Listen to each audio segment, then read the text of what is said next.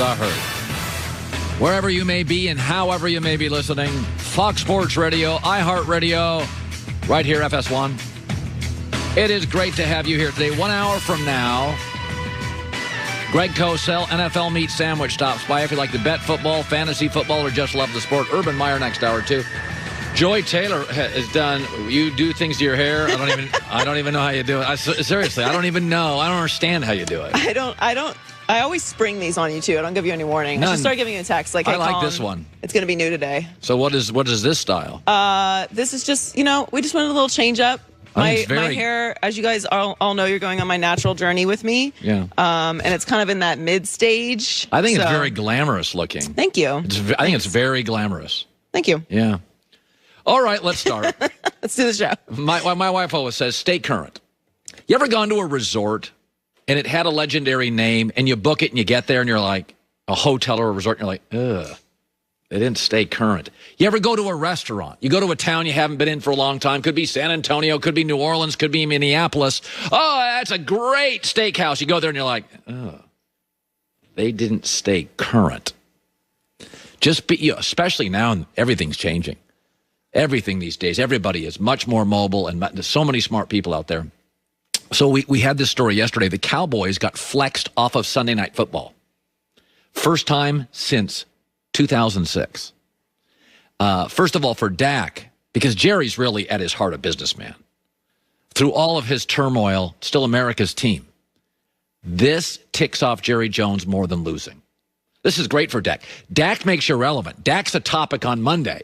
Always. Even when you lose with Dak, they score a bunch of points. They don't flex you out with Dak.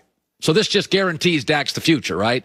So I just want you to think about, I'm going to ask you a question, because I do believe, and it's one of the things my wife's really good at, stay current. Don't cling to things. Don't have a legacy based on yesteryear, okay?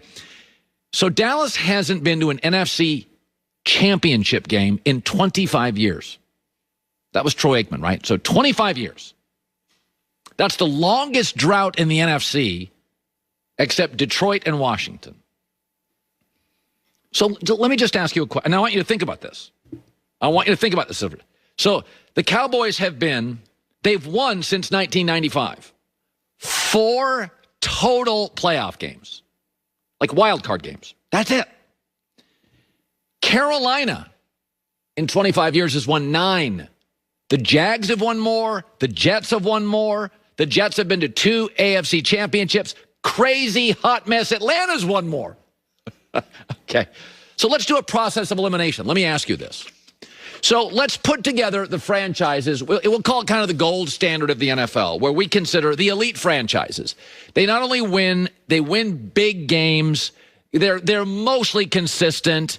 You just say them and you respect their front office. There's a consistency and excellence and intelligence. They don't overpay for players that often. I think you'd go Packers, Steelers, Ravens, Patriots, Seahawks, Saints. Denver's down now, but the Bolin family was remarkable. I always called Denver the Steelers with a mountain range for a long time. They're just having a down stretch. The Eagles, the Giants, the Chiefs, and the Colts. These are really the elite franchises. Excellence, intelligence. They usually don't overpay. They've had downturns, but they bounce back. Then the second level would be respected. They don't have as many big wins. They've had longer droughts, but I'd say Niners, Vikings, Titans, Atlanta, Rams, and Carolina. Now, I know what you're saying. I mean, the Titans really... All right, I want you to think about the Titans for a second. Let's just think about the Titans, because I know you're rolling your eyes at the Titans. The Titans have a Super Bowl appearance. Dallas doesn't. Beyond that, 2 other conference championships within 25 years. Dallas doesn't. And they have double the playoff wins. Okay, what about hot, crazy Atlanta? 25 years. 2 Super Bowls. 8 playoff wins. Hell, they've won 4 playoff games since 2012. This morning, the Cowboys are in last place. Since 2015, they were also in last place. So in the last 5 years, they have 1 playoff win and 2 last place finishes. You are, my friends, who you hang out with. The third category of NFL teams is what I would call the eye roll teams. overpay, even like some of them playing well now. It's Dallas, it's Arizona, Jets, Cleveland, Chicago, Buffalo, Jacksonville, Tampa, Chargers, Houston, Cincinnati, Raiders, Dolphins. They turn wins into losses. Last 25 years, longer droughts, a lot of embarrassment, too much drama, and they're just not winning big games. Just not winning big games. Kind of if they make the playoffs, it's one and done. Always have a new coach on the way. You never really think they get the coach right in most instances. It's kind of the eye roll. Dallas is there now. Last 25 years. Dallas has not stayed current. They overpay for running backs. They sign these long contracts to offensive linemen they now can't get out of, and they're old and injured. They spend way too much money on perimeter players sometimes and not enough on, like, their defensive front. They take gambles in the draft that other really well-run teams don't. Sometimes they develop players. A lot of times, though, the Steelers, Packers do. The Cowboys don't develop their players. The Cowboys, on their Instagram, put a picture of themselves at 25. They were hunks.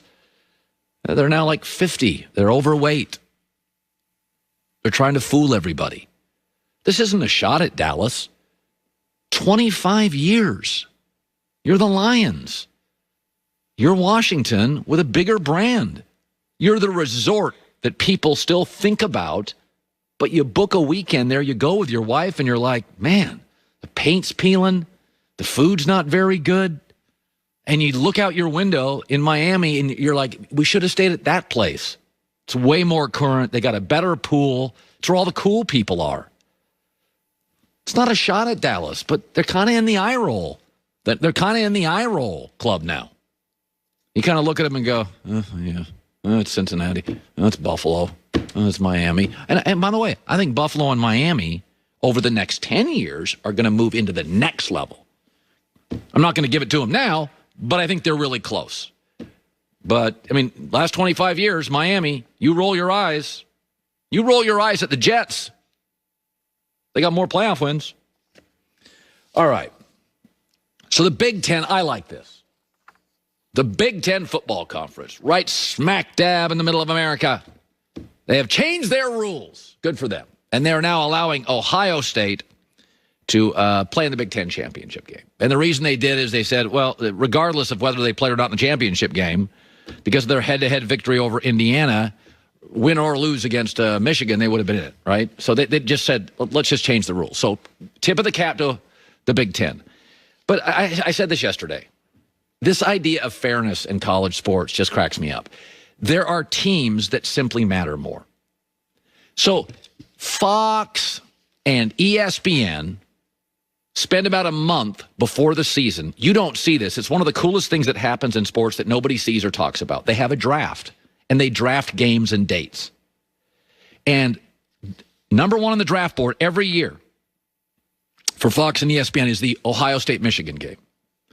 The second game is usually Ohio State-Penn State. The third game is usually Ohio State versus a big out-of-conference team, Texas, Oklahoma, whoever they play. The fourth game is Ohio State and Michigan State. The fifth game is Ohio State and Wisconsin. Then you get into Michigan-Penn State. In most years, the first 4 or 5 or 5 of the first 6 games are Buckeye games. That's what the networks want. The networks are telling you they're just more important. Listen, I've lived out west forever. USC is the rival, the number one rival for about 7 to 8 of the Pac-12 teams. When they're down, the conference is down. Actually, right now, the Pac-12's got a lot of schools. Arizona State's got the right coach. So does Stanford. So does Utah. So does Oregon. They're all doing well. But USC is down, so everybody thinks the Pac-10 is down. When Pete Carroll was at the Pac-12 and dominating it, it's the worst the conference has ever been.